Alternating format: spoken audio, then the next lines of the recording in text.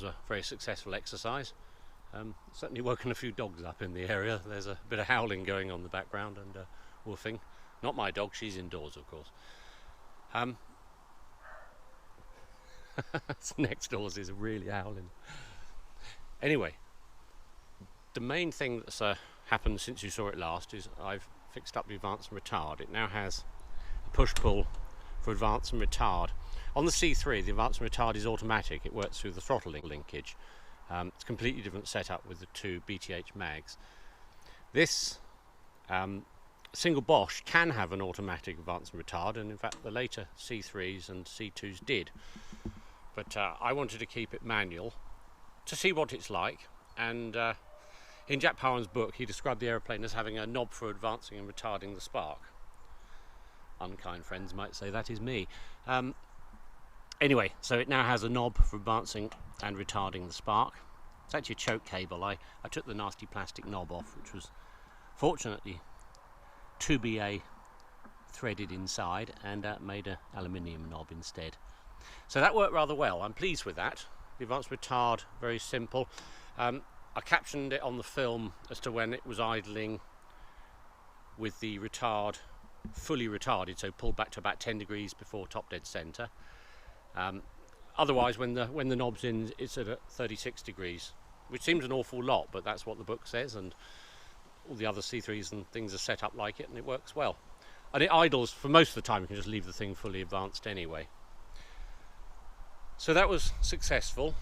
Less successful, a bit of an oil leak. Now, here's the this is the thing for the dipstick that sort of is on its little float. It hasn't got a great deal of oil in it at the moment. Had a bit more at the beginning, but it gobbed quite a lot out. Now, I stuck a bit of leather on there hoping that would solve the leak, because it was leaking last time, but it hasn't. So I'm going to make a new clip which keeps this nicely flat on the crankcase, and I think that'll solve that oil leak, because it appeared to be coming from there rather than from anywhere else. I have had a little bit of a mop up, but it was only as I was looking around it afterwards, trying to work out where the leak was from. It's going to be quite a messy job, this, when I get to flying it. You know, the C3 has a full wraparound windscreen. This thing has a small piece of perspex that just sort of subtends the area here and a little bit more and not much else, so it's barely a triangle. So I can see it's going to be a grubby flying helmet and goggles affair. I might make the screen a little bit bigger. I haven't moved the oil pressure gauge yet. It's still screwed into the outlet there. I'll do that when it comes to actually putting the airplane together. It's actually very convenient there. I did adjust the oil pressure slightly today. It's running about 60 psi at anything over 1500 RPM or so, which is good, and it's only got 30 weight oil in it at the moment. Again, it was just a couple of quarts of lawnmower oil because it's really running in. I'll run it on 40 weight oil once it's on the aeroplane. I set the idle screw, I don't know whether you can see it there or not, that's now set, so when the throttle's closed, say 600 RPM when it's retarded, 800 when it's advanced, so that was very good. The only bit, and this is where I'll title this film tuning the engine, but I didn't really do much tuning, so before you all say I'm a dreadful deceiver, no, I'm very aware of that. There's a bit of oil that's run down, so it did leak quite a bit. Rather irritating, but we'll get to the bottom of that. This is the idle mixture screw. On my C3, which has exactly the same carburetor, it seems to be quite sensitive.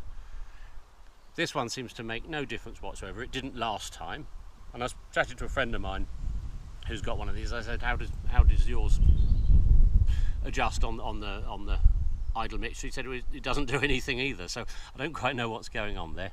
The choke was definitely off, so that wasn't left on or anything silly by mistake.